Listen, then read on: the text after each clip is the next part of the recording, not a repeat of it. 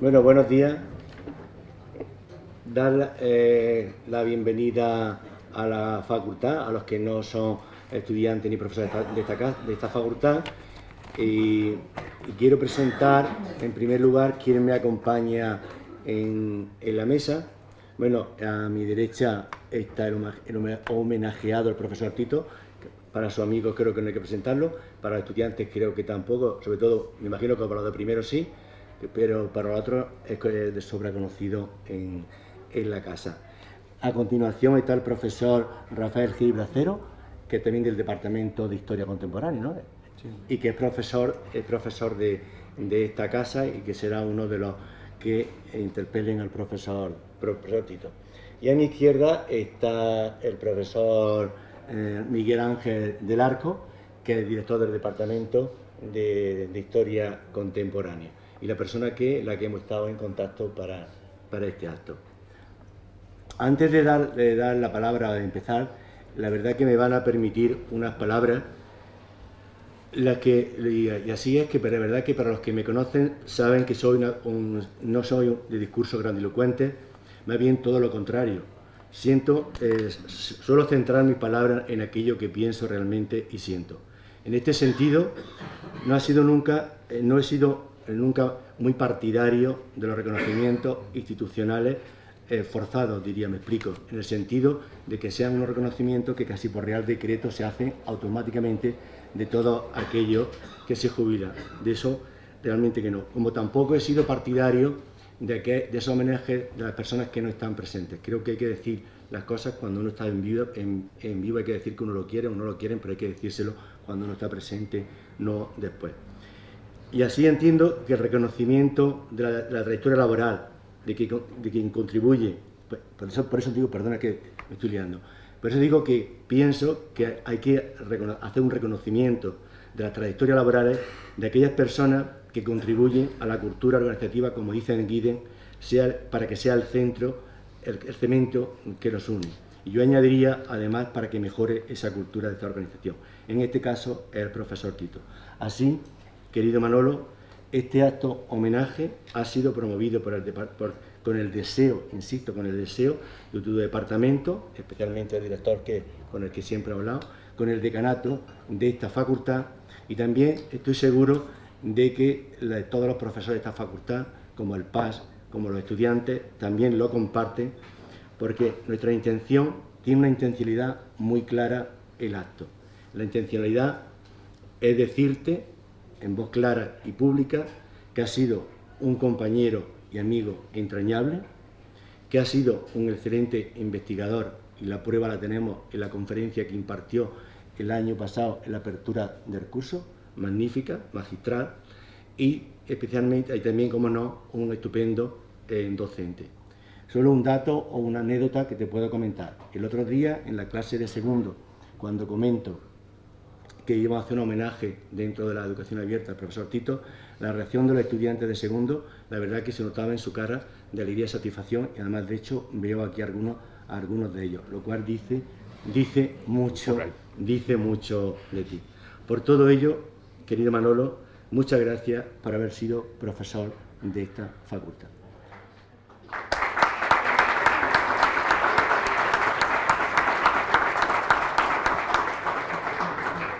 Pues entonces empezamos cuando quieras. Manolo, ¿quieres? Bueno, cuando quieras empezamos, sí. Sí. ¿Se escucha bien? Sí, bueno. En primer lugar, muchas gracias a todos los asistentes de la comunidad universitaria, alumnos, profesores de la Facultad de Letras y la Facultad de Ciencias Políticas, que acompañan, como dice muy bien nuestro precedente en la palabra, nos acompañáis a un acto muy merecido. Y yo voy simplemente a hacer una presentación antes de entrar en un interrogatorio hábil que le haremos al profesor Titos, que yo creo que va a salir muy airoso. Quiero hacer una pequeña presentación, no sin antes recordar y citar un aforismo cuando lo vi hace unos días, cuando me comentó el profesor del Arco que iba a participar en este acto, vi una frase que me interesa destacar como al principio de mi intervención de presentación. No es cierto que la gente deje de perseguir sus sueños porque envejece, envejecen porque dejan de perseguir sus sueños. Pues bien, este aforismo no es ni más ni menos que la constatación en positivo de una persona que, como Manuel Titos, que no va a envejecer, no se va a jubilar porque va a envejecer, sino que va a empezar una nueva etapa en su mayoría de edad y reconocido jubileo para hacer otro tipo de actividades. No envejece porque siempre está soñando y siempre quiere tener nuevos sueños y nuevas realidades. Bien, me toca hacer una semblanza personal del que yo considero, y la primera imagen que yo dije, es un maestro. Es un maestro en el sentido amplio de la palabra, del magisterio, pero no solamente el magisterio de la docencia, sino el magisterio de la persona, de la personalidad y de su humanidad. Efectivamente es un maestro que es un hombre del pueblo y además le ha marcado ser de Guadartuna y además lo enorgullece y siempre que puede lo va a decir, que él tiene sus raíces muy profundas en el pueblo. Es un joven que en los años 48, perdona que haga la referencia concreta, al 48, tiene unos sueños de hacer algo positivo para su medio, para su formación, para su familia, y decide estudiar magisterio. Aunque lo hace con brillantez, tengo la impresión de que no llegó ni siquiera a ejercer, porque entró en la vía laboral que le llevará una etapa de su vida, la vida laboral, como empleado de la banca, me parece que el 69, si no recuerdo mal, 69-70. Esa etapa la inicia junto con su familia, que es el depositario en gran parte del valor que hoy presenta Manuel Titos. Una familia que siempre ha tenido presente y que yo creo que es justo de reconocerlo, que sin Trini Manolo Titos hubiera sido menos. Con su familia, con su hijo, yo siempre recordaré en sus despachos, varios despachos, no lo voy a cansar, en varios despachos, tenía el símbolo de su caja, pero tenía su familia y una enorme biblioteca en los despachos, en distintos despachos, hay aquí algunas que le han acompañado, secretarias, que eran más que secretarias, aunque nunca llegaron a ser lo que algunos, como piensan, han pensado malévolamente, evidentemente, Trini.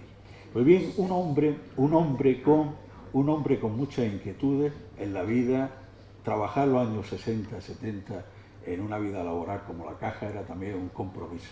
Desde abajo llegó a la cúspide de lo que se puede llegar, porque fue subdirector de la Caja de Ahorros, pero para mí ha sido un verdadero director de la Caja de Ahorros, que la dejó por las circunstancias sociales, políticas del momento, la dejó quizá con añoranza, con dolor, con tristeza, porque su proyecto en parte no se vio realizado.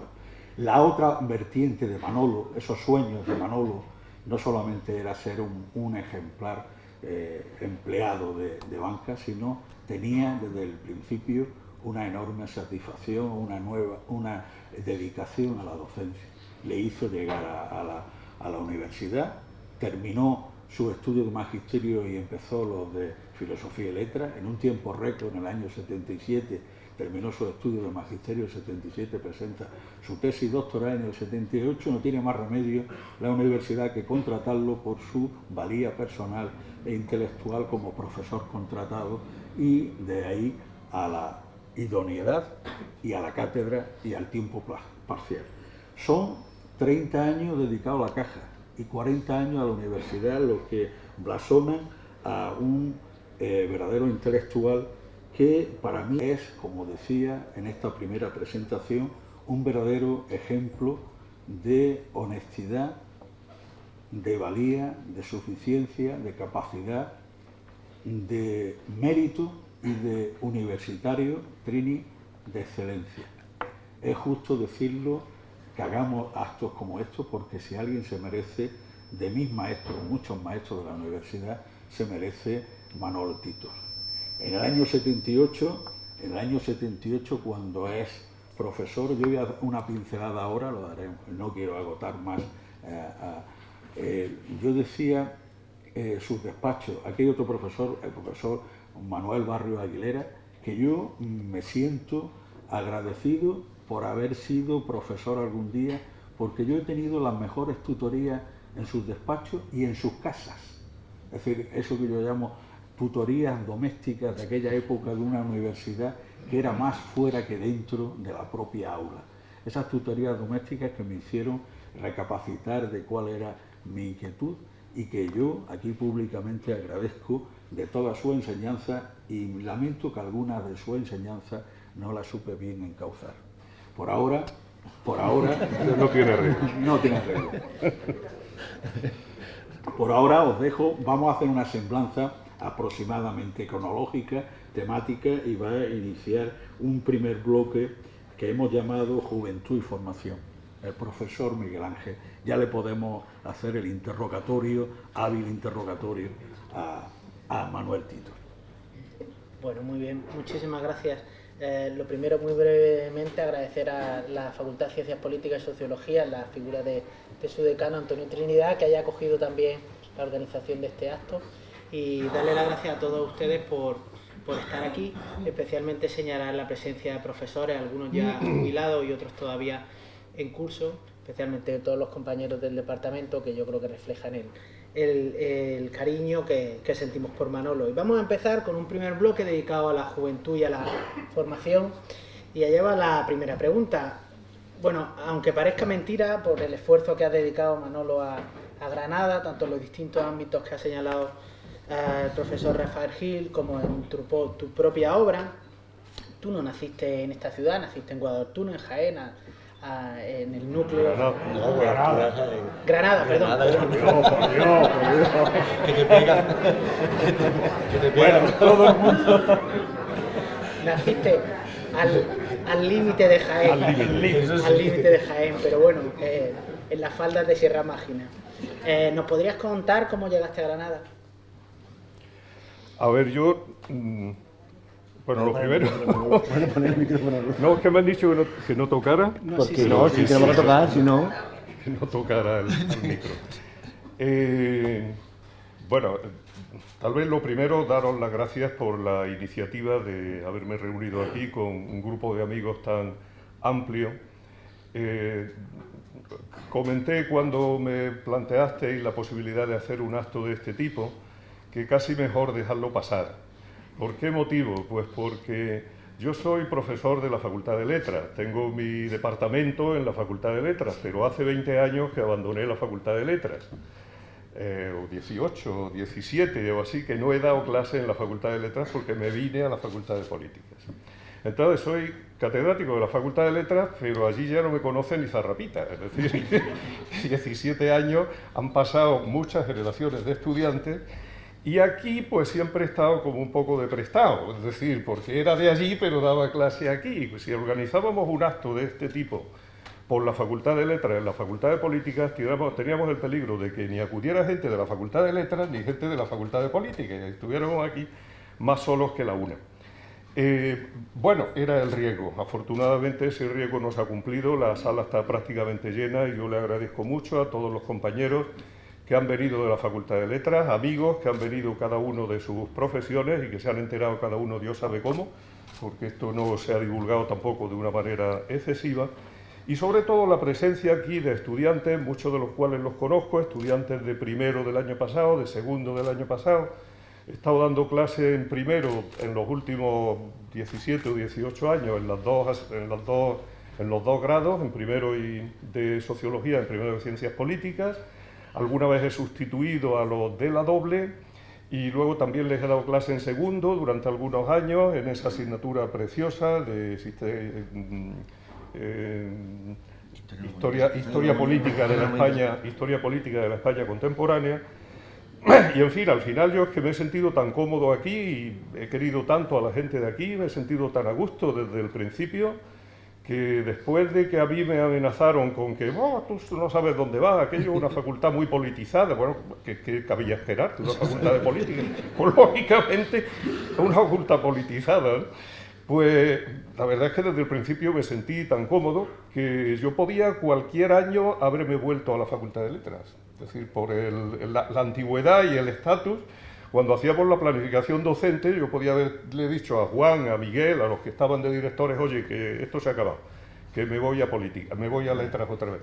Y sin embargo decidí quedarme aquí y abandonar política. Es una prueba de que realmente he estado muy a gusto, que me he sentido querido por los profesores, sin saber ni cómo hace unos años me eligieron representante suyo en la mesa de la Junta de Centro, de todos los profesores de la facultad, lo cual era un símbolo de confianza también y de cariño, y me he sentido sobre todo muy arropado, muy respetado, muy seguido por los miles de estudiantes que he tenido a lo largo de los años que he estado aquí, algunos de los cuales están aquí, otros están buscándose la vida ahí como pueden, ¿no?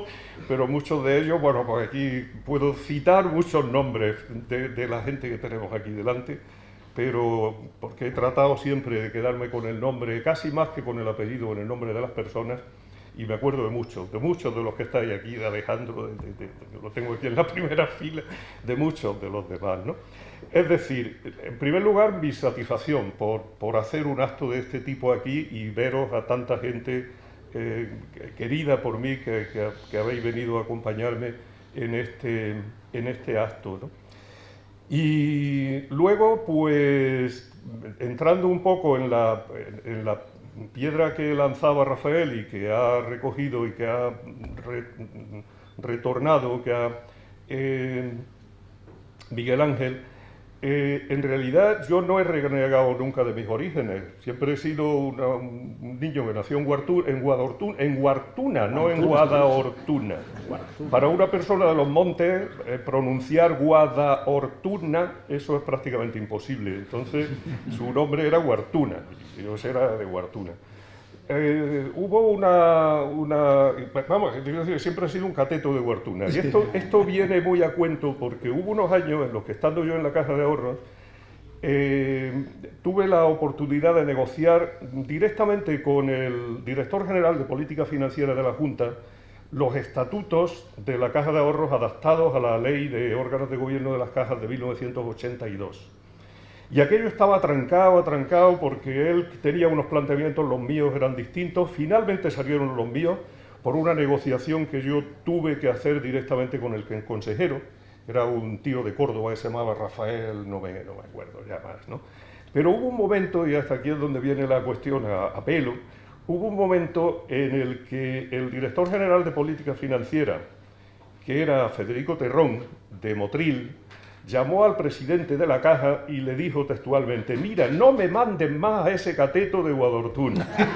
Entonces, porque aquello era imposible de avanzar conmigo y a mí de avanzar con él. Dice, no me manden más a ese cateto de Guadahortuna. Bueno, pues he sido siempre un cateto de Guadahortuna, de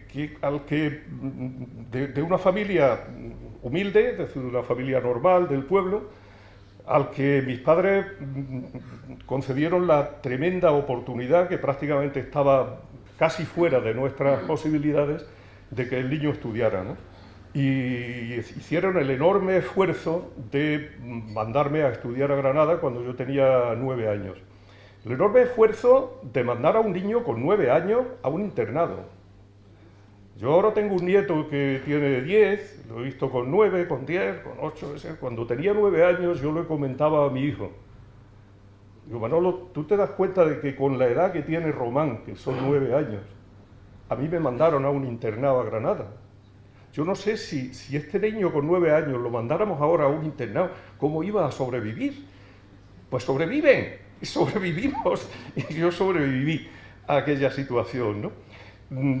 Es un esfuerzo ímprobo el que hicieron nuestros padres entonces y el que están haciendo seguramente los padres de muchos de vosotros en estos momentos, completando las becas que tenéis, supliendo las que no tenéis, para hacer que podáis, los que no sois de aquí, pues estudiar en Granada, los que sois de aquí, pues renunciar a estar proporcionando unos ingresos a vuestra casa la complicidad de los padres, el compromiso de los padres, la ayuda de los padres es algo que nunca podremos valorar suficiente. Y ahora que los míos naturalmente ya no están hace mucho tiempo, yo no dejo de recordar constantemente el esfuerzo que tuvieron que hacer. Primero, convencidos, ellos no podían darme más. Ellos tenían los estudios primarios y no podían darme más. El esfuerzo que tuvieron que hacer para costear un internado en Granada, para que el niño estudiara, y renunciar al niño.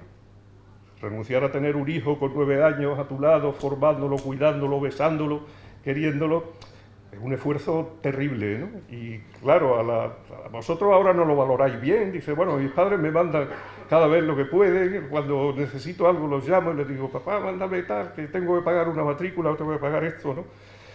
Pero el esfuerzo de déficit de cariño que ellos tienen, al que tienen que renunciar para que los hijos puedan prosperar en el futuro, esto es algo que no podremos agradecérselo nunca a nuestros padres y yo a los míos, ¿no?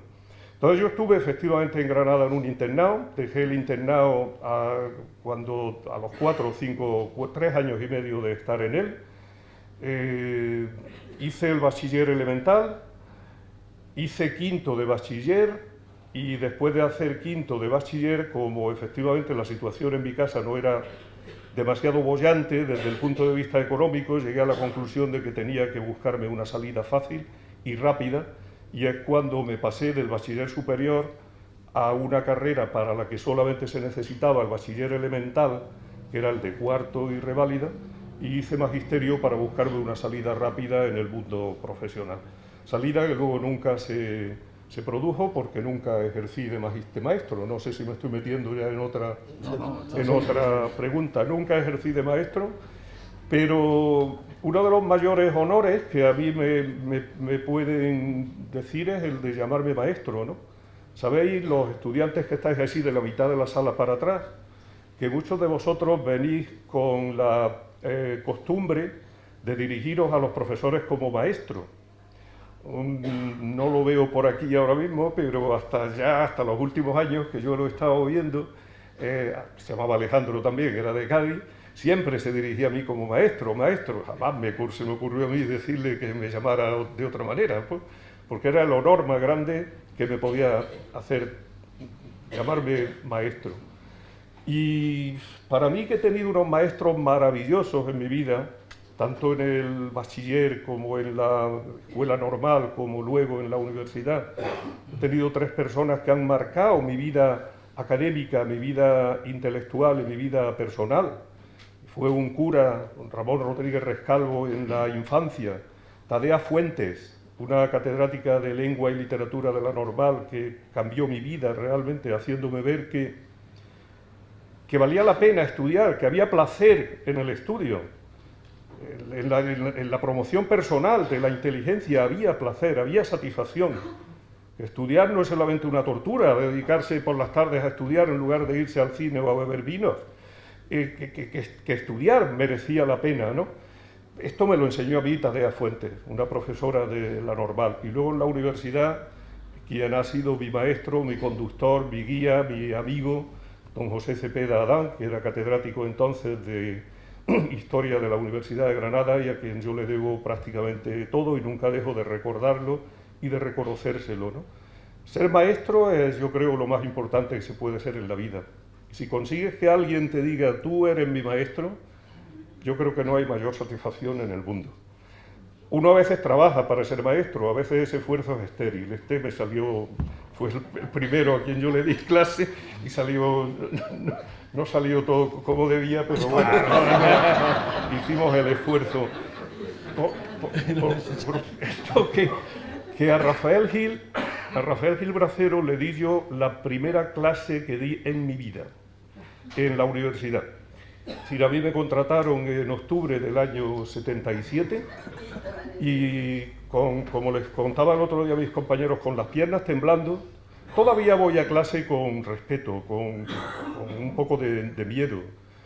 Las últimas clases, pues uno siempre está, y tiene que estar, con un poco de tensión y de preocupación de cómo te va a salir la clase, cómo va a ser ese día tu relación con los estudiantes, siempre, pero bueno, ahora después de 42 años en el oficio, uno tiene otras tablas, ¿no? Pero aquel día, el primer día de clase que yo di en la Facultad de Letras, me contrataron un 1 de octubre para empezar el día 6 de octubre con 3 asignaturas. Y aquello fue terrible para mí, el terror de los terrores, ¿no? El cómo hacer frente a aquella situación cuando yo además, ahora cuando un profesor entra a dar clase, ya se ha fogueado con 1000 prácticas, 1000 sustituciones, 1000 cursos de aprendizaje. Entonces, nada, yo no había dado una clase jamás en mi vida. Y de pronto me encargan 3 asignaturas. Fue el terror de los terrores, como os digo. Pues en la primera de las asignaturas, allí estaba Rafael Gil Bracero en la primera clase, impertinente desde el primer día hasta el último. Siempre preguntón, nunca dejándome, yo estaba aterrado, ¿por dónde va a salir la pregunta? ¿Qué me van a preguntar hoy? Yo sabía un poquito más que los estudiantes, pero no mucho más. Que es que acababa de terminar y no tenía ni práctica ni experiencia, iba un poquito por delante, pero muy poquito, ¿no? Y trataba siempre de llevarme mucho más allá de donde estaba. Le he traído un regalo, y es que el otro día he estado limpiando los despachos, limpiando el de aquí y limpiando el de la Facultad de Letras. Tenía guardadas todas las fichas de los estudiantes desde el primer día que yo di clase en la universidad hasta el último. Y las he estado rajando todas estos días, porque había que rajarlo. Aquí hay datos personales, hay teléfonos, están las notas aquí detrás puestas, la fotografía. Y en la Facultad de Letras tenía guardadas desde el año 77 en que empecé yo. Y encontré las de Rafael Gil Bracero, de tercero, en el año 77-78, y la de cuarto, del 78-79. Historia contemporánea, la primera, Historia de las Relaciones Internacionales Contemporáneas, la segunda. En la segunda ya no me entregó ficha, señal de que ya nos conocíamos mucho y ya me había dado la lata suficiente. Bueno, pues cuando las estuve rajando aparecieron estas dos y te las he traído aquí hoy de regalo para que las conserves.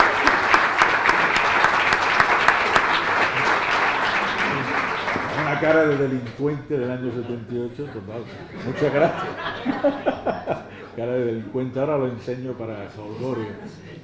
Bueno, antes... Bueno, aquí está, tiene matrícula los 2 años, ¿eh? Aquí están detrás las notas puestas. Bueno, ¿ves tú cómo era un buen maestro? Bueno, la verdad es que bueno, se ha ido un poquito más adelante de lo que queríamos, pero bueno, antes de llegar a las clases, ¿por qué elegiste la especialidad de Historia? Me eligió a mí. Los estudiantes saben que hay aquí que siempre en los primeros días de clase, cuando hablamos un poco de la materia, de qué es la asignatura, qué es la historia, el sentido de la historia, la filosofía de la historia, algo a mí no me gusta mucho, nunca me ha interesado demasiado hurgar en estos problemas de filosofía de la historia. Casi les diría que me ha parecido siempre una pérdida de tiempo, casi un pasatiempo estéril.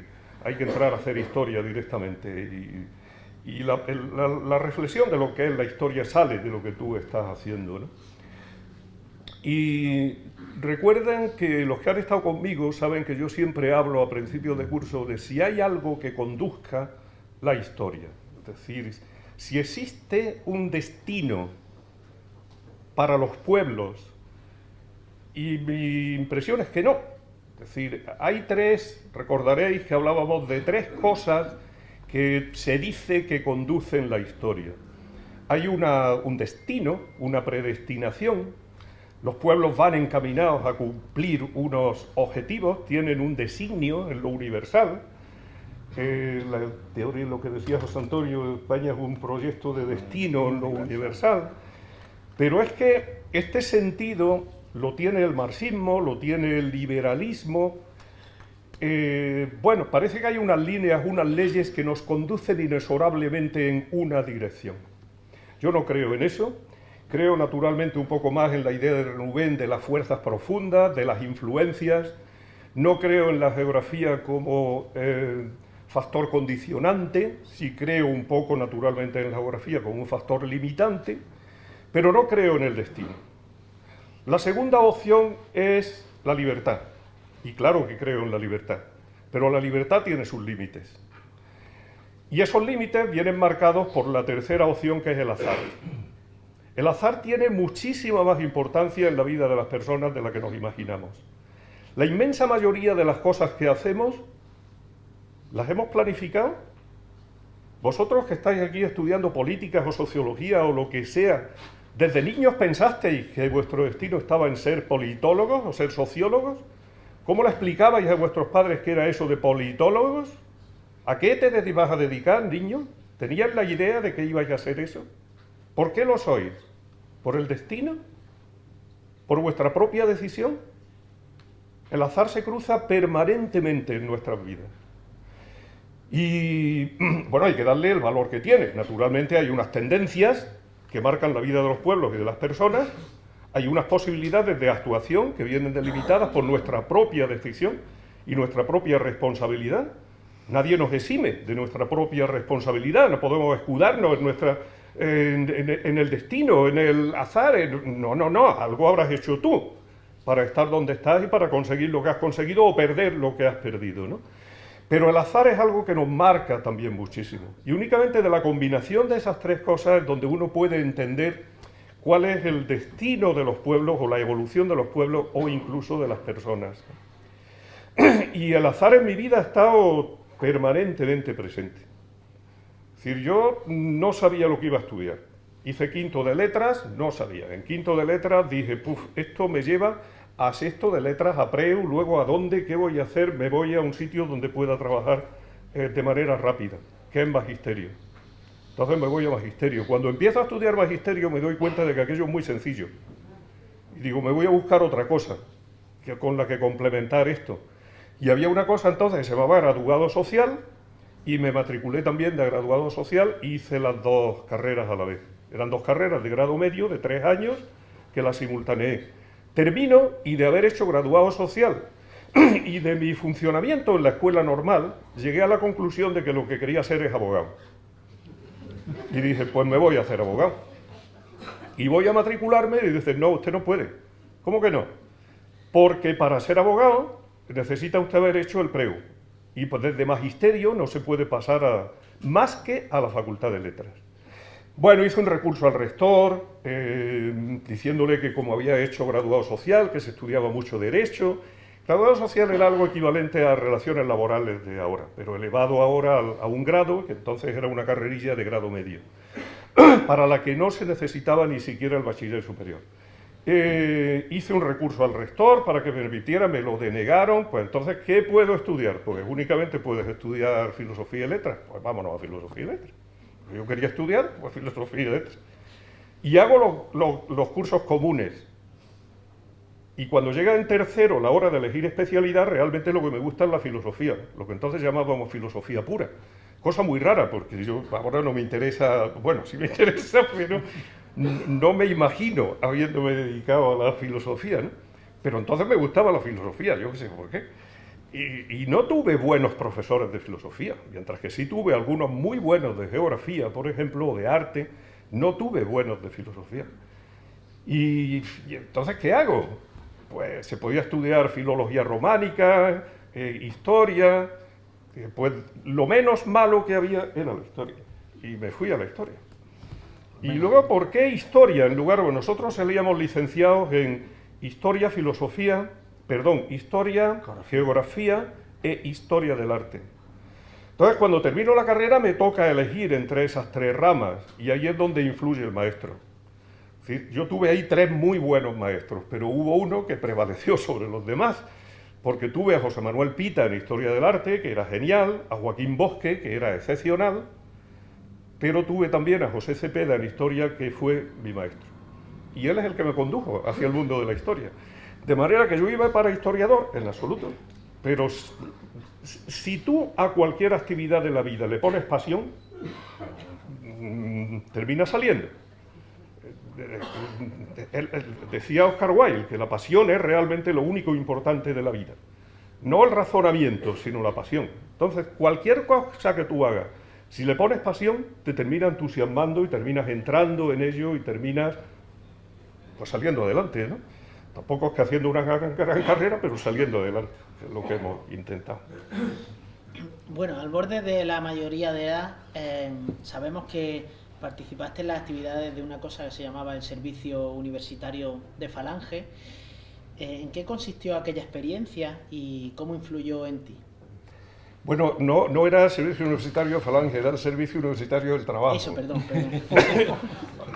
Que era una actividad, una delegación del Sindicato Español Universitario, del SEU, que sí era el sindicato del movimiento. Es decir, que no tienes que preocuparte por lo que has dicho, porque aunque las palabras no sean las correctas, el sentido realmente sí lo era. En la época del franquismo, los estudiantes tenían que estar obligatoriamente afiliados a un sindicato estudiantil que era el Sindicato Español Universitario, el SEU. Y el SEU tenía actividades de todo tipo, actividades religiosas, tenía actividades deportivas. De hecho, todos los universitarios que querían hacer algún tipo de deporte lo hacían a través del SEU. Los universitarios que se vinculan a Sierra Nevada entonces son los GUM, los Grupos Universitarios de Montaña, era una sección del SEU. Y una de las secciones del SEU era el Servicio Universitario de Trabajo. El Servicio Universitario de Trabajo era una cosa curiosísima dentro del SEU, porque era un servicio que hacía actividades durante los veranos, y las actividades eran de dos tipos. O bien campañas de educación popular, donde un grupo de 200 o de 300 universitarios se introducían en una provincia, en una región, en una zona pobre, es decir, abandonada, la Sierra de Jaén, las Urdes, el norte de la provincia de Almería, La Bañeza en León, la Alpujarra en Granada, se introducían para tratar de llevar a cabo campañas de alfabetización y enseñar a los jóvenes y a los mayores que quisieran enseñarlos a leer. Tarea importantísima. En los años 60 y 70, bueno, 60, en los 70 que yo asistió, tarea importantísima porque había un índice de analfabetismo elevadísimo en una España que se estaba sangrando por la emigración, no había otra salida. Y para obtener el pasaporte, para poder emigrar, incluso de turista, hacía falta el certificado de estudios primarios, que era sencillamente leer y escribir, y muchos de los jóvenes no sabían. Y luego otra actividad que hacía el SUT, Servicio Universitario de Trabajo, eran campos de trabajo, donde se cogía un grupo de 10 o 12 universitarios y se les metía en una gran empresa, generalmente las empresas mineras. Por ejemplo, hubo un grupo de universitarios en Alquife, otro en Rodarquilar. En la zona norte de León estuve yo con un tiempo. ¿Y qué perseguía aquello? Pues realmente lo que perseguía era que la gente, que los estudiantes que procedían generalmente de ámbitos urbanos y en muchas ocasiones de familias acomodadas, tuvieran la posibilidad de conocer otros ámbitos de la vida española. Generalmente ámbitos rurales, ambientes depauperados, y gente que no había tenido las oportunidades no ya de ir a la universidad como estos estudiantes, sino de siquiera de haber salido de su pueblo una sola vez en su vida. Y se pensaba que mediante este contacto iba a salir un conocimiento de la realidad española que iba a ayudar no tanto a la gente que había en los pueblos, sino a los que iban desde la universidad a impregnarse un poco del ambiente popular y del ambiente de pobreza y del ambiente en el que se vivía en estos sitios, que siempre se elegían pues sitios, como os digo, pues depauperados, sitios con muy escaso nivel de vida. Yo participé en el SUD en los 3 años que estuve en magisterio. Es decir, hacía magisterio, hice graduado social y además por los veranos me metí en el Servicio Universitario de Trabajo. ¿Para qué? En realidad, yo venía de un ámbito rural. A mí aquello no me iba a enseñar cómo se vivía en el campo. ¿Qué buscaba yo en aquello? Lo que yo buscaba era aprender. Justamente lo que yo buscaba era conectar con un ambiente universitario donde yo me pudiera permeabilizar un poco de lo que fuera, lo que llegara. Era una esponja que estaba dispuesta a recibir lo que fuera, Entonces descubrí que había un grupo donde se reunían 200 universitarios durante el verano.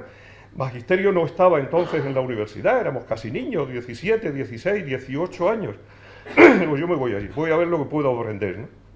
Y de esa manera me metí yo en el Servicio Universitario de Trabajo y estuve en las campañas de Jaén, en la campaña de las Urdes y en la campaña de León, en la zona norte de León, en Villablino y en Riaño y en toda aquella parte.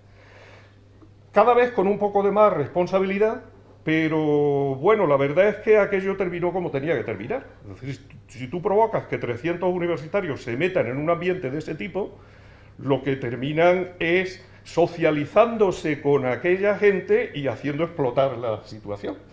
De forma que el SUD se fue politizando cada vez más, pero en una línea de politización completamente contraria a la que en principio el movimiento esperaba. Crear líderes del movimiento para que dirijan el mundo laboral. Pues allí lo que se hizo fue crear líderes para que se cargaran el movimiento. Y la campaña de León, que fue la última en la que yo estuve, en la que fui secretario general de la campaña, pues tuvimos un final que terminó con el SUD, pero que terminó con el SEU. Es decir, el SEU acabó en el año 69 como consecuencia de lo que ocurrió en León en el año 68. Y lo que ocurrió en León es que teníamos 300 universitarios en pueblos, enseñando a leer y a escribir, y poniéndoles cine, y poniéndoles teatro, y dándoles conferencias de higiene y de muchas cosas. Pero teníamos además 10 campos de trabajo metidas en las diferentes minas de León, con 9 o 10 estudiantes en cada una de ellas. En Matarrosa del Sil se declaró una huelga de mineros, y los estudiantes se unieron a la huelga. ¿Qué iban a hacer? ¿Nosotros vamos a trabajar? No, los obreros de huelga y nosotros a trabajar. Pues lógicamente los estudiantes a la huelga. Y el gobernador civil de León acusó a los estudiantes de haber provocado la huelga. Vamos a ver, estudiantes de 18, de 19, de 20 años, provocando una huelga de mineros resabiados que llevaban allí toda su vida metidos en las minas. Era un pretexto del gobernador civil para justificar aquello. El gobernador civil nos llamó al que era entonces director adjunto de la campaña, que era Agustín Marabal, el científico que lo vamos a traer aquí luego, y a mí, que era secretario general y que tenía 19 años, en el 68, tenía 19 años, pues nos llamó a su despacho. Bueno, a mí no me temblaban las piernas en aquel momento, me temblaba otra cosa, nos va a fusilar al salir de aquí, o qué va a pasar.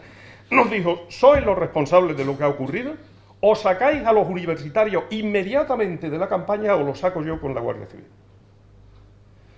Nosotros nos reunimos, el equipo director de campaña, y llegamos a la conclusión de que, como no íbamos a permitir que lo sacara la Guardia Civil, porque tenía que tener repercusiones personales para ellos, ni nosotros les íbamos a ordenar que salieran ellos, lo que hicimos fue desmontar la campaña entera.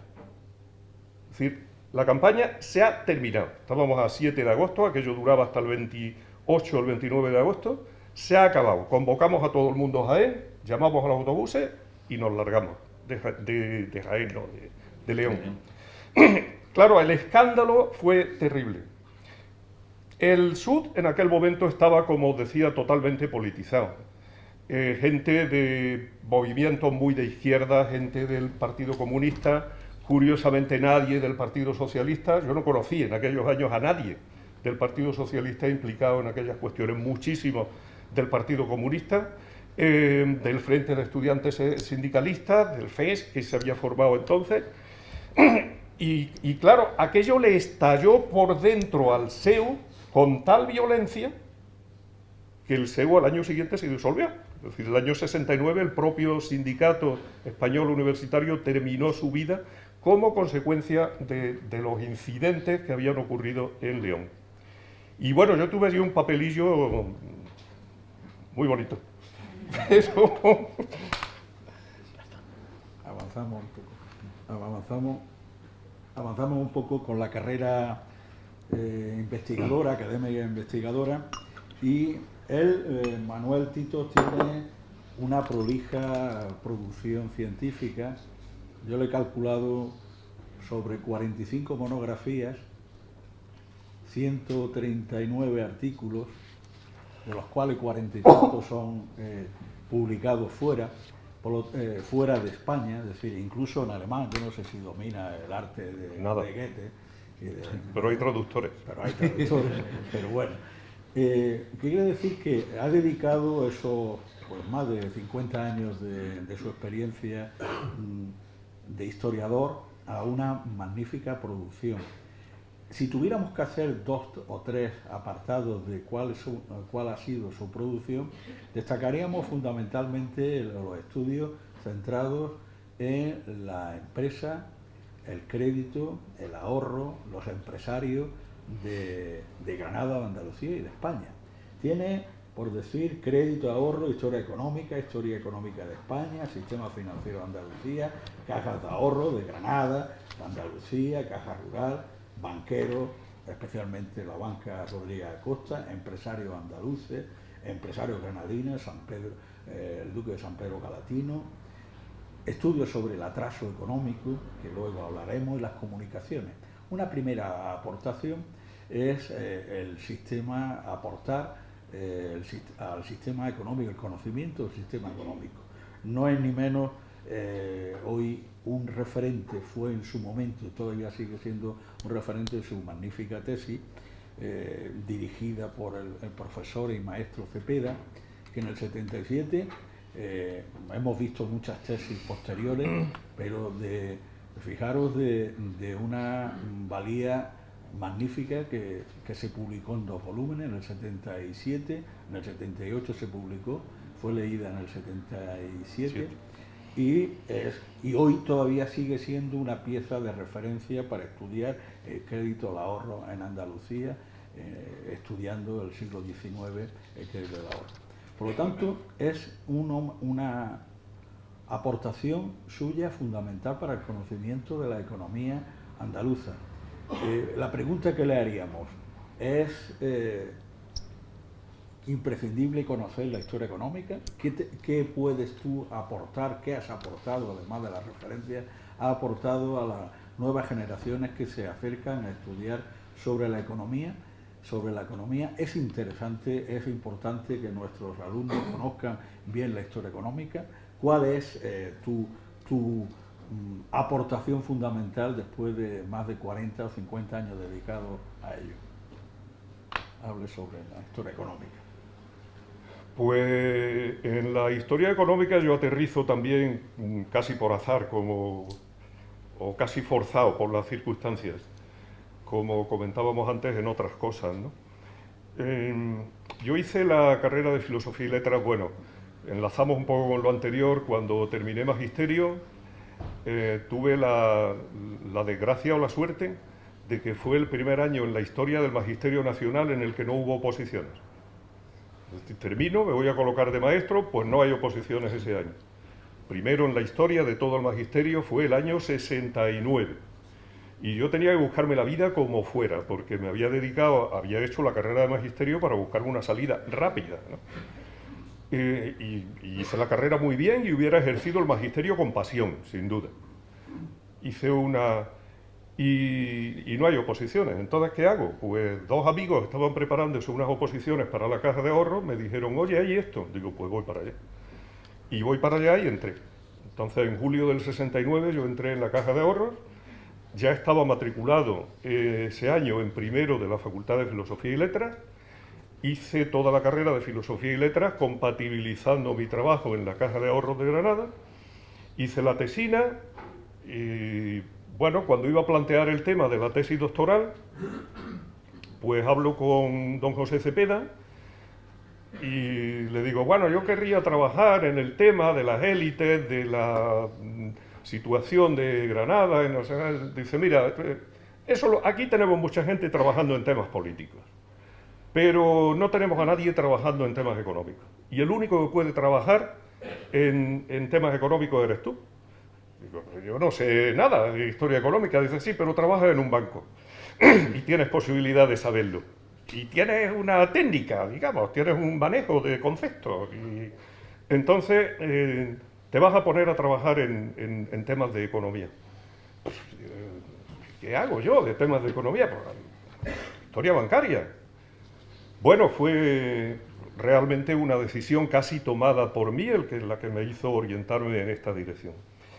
Y bien, realmente yo he hecho otras muchas cosas, pero la mayor parte de las citas que puede haber de mí en el ámbito universitario son de trabajos relacionados con la vida económica. En el ámbito del sistema financiero, de la historia de la empresa, de la evolución de los sistemas de crédito, como ha comentado Rafael antes, un poco pues hice la tesina, hice la tesis doctoral, luego he hecho un montón de libros relacionados con ese asunto.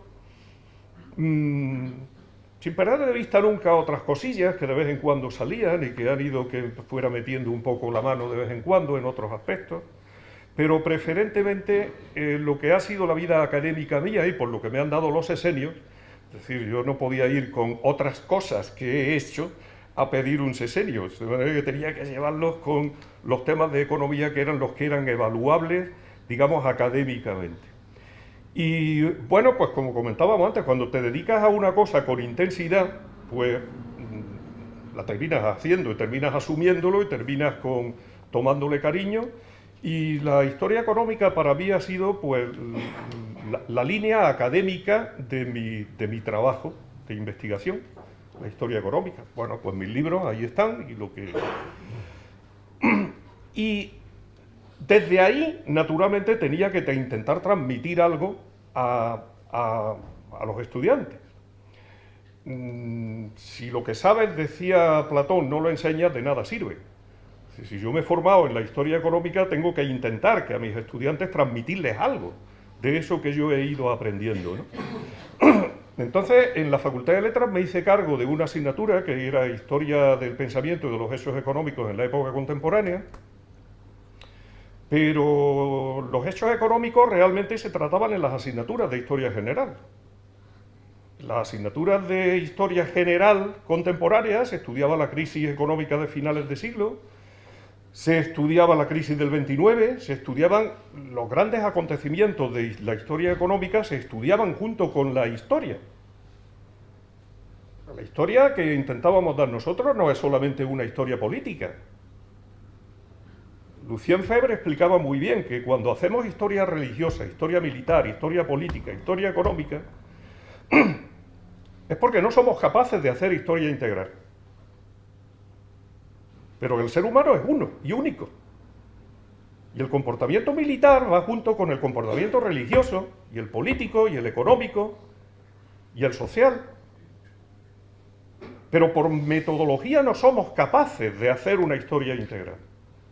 Entonces es legítimo que hagamos historia económica o historia política, pero decía Lucien Febvre en aquel maravilloso libro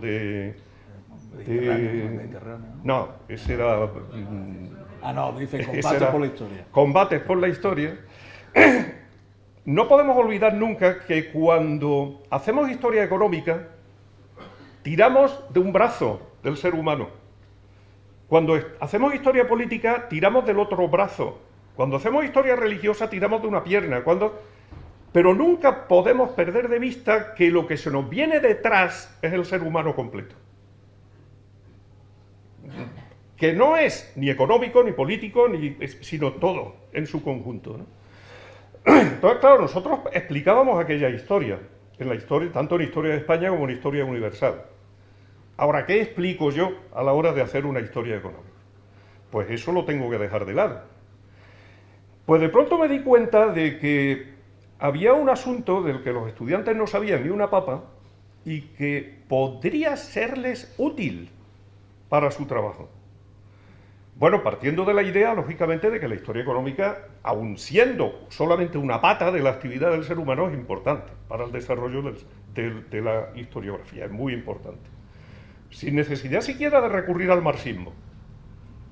Si adoptamos una posición marxista, evidentemente, ahí está todo. Y es la infraestructura la que te crea realmente todos los demás, ¿no? Y es la base económica la que condiciona todo lo que a partir de ahí se mueve. Pero sin necesidad de llegar a eso, indudablemente la actividad económica es esencial para el ser humano, para entender lo que es el ser humano sobre el planeta, ¿no? ¿De qué ha vivido? La principal responsabilidad del ser humano es sobrevivir. Y ¿Cómo sobrevive? Pues buscándose la vida a través de las actividades económicas. La historia de la economía yo la definía, algunos recordará, como la manera en la que los seres humanos han hecho frente a la satisfacción de sus necesidades con unos recursos siempre escasos y susceptibles de usos alternativos. ¿Cómo los seres humanos han hecho frente a sus necesidades? ¿Y cuáles son sus necesidades? La primera necesidad es comer y arroparse para no morirse. Esas son las primeras. Luego vendrán las necesidades secundarias, pero las absolutamente primarias son las que tienen que ver con la forma cómo el hombre se alimenta y cómo se protege de las inclemencias de la naturaleza. Y esa es la economía, esa es la historia económica. Pero para eso, como les digo, me doy cuenta de que hace falta un arsenal de conocimientos teóricos que en la Facultad de Letras no se daba en absoluto. Y es cuando, tratando de buscar una línea que identificara, es decir, que fuera distinta de lo que se hacía habitualmente, me inventé una asignatura que fue introducción a qué era a la economía, y era economía para historiadores. ¿Qué era? Cuando yo como historiador me he dedicado a la economía, me he encontrado con estas dificultades que he tenido que ir resolviendo como he podido. Bueno, pues voy a ver cómo articulo un conjunto de conocimientos que le puedan ser útil al historiador que quiera enfrentarse con los problemas económicos, pero que además le ayude a orientarse hacia la búsqueda de las raíces económicas de todos los demás problemas. Y es cuando nos inventamos una asignatura que era esto, economía para historiadores. Yo no era economista. Entonces, cuando a mí algún economista me preguntaba, ¿tú qué explicas? Yo no podía explicarse, porque no explicaba economía, sino que explicaba economía útil para historiadores, que no era necesariamente la economía que... De hecho, los manuales que había en las facultades de económicas, para primero de economía, no nos servían para nada. Teníamos que hacernos nuestros propios apuntes, nuestros propios manuales, para hablar de qué es el mercado, qué es la producción, qué son los precios, qué es la inflación, qué es una acción, qué es una empresa, cómo se financian las empresas, cómo se financia el Estado, qué formas de financiación tiene el Estado, qué es la deuda pública, qué repercusiones tiene la deuda pública, el crecimiento de la deuda pública en la evolución del conjunto del sistema económico, qué pueden hacer los estados, qué no es propio de los estados, todo este lío de cosas, que son los que, bueno, pues aquí observo por lo menos media docena de personas que hicieron conmigo aquella asignatura y que fuimos construyendo juntos. Es decir, yo aquella asignatura no venía con ella hecha, sino que encontré que tenía que explicar algo que ya se explicaba en otras asignaturas. Pues vamos a buscar una línea que, sin estafar, lógicamente, pues sea útil para la gente, ¿no? Y la estuvimos explicando allí 20 y tantos años. Yo creo que con éxito, en el sentido de que yo ahora a todos los estudiantes que durante 20 y tantos años les di clase en la Facultad de Letras, cuando me los encuentro y tal, casi nadie me habla de la historia de las relaciones internacionales o de la historia política general que estuvimos dando allí, sino que todos recuerdan con interés la historia económica que dimos contigo. Bueno, pues eso es lo que he tratado de transmitirle a los estudiantes.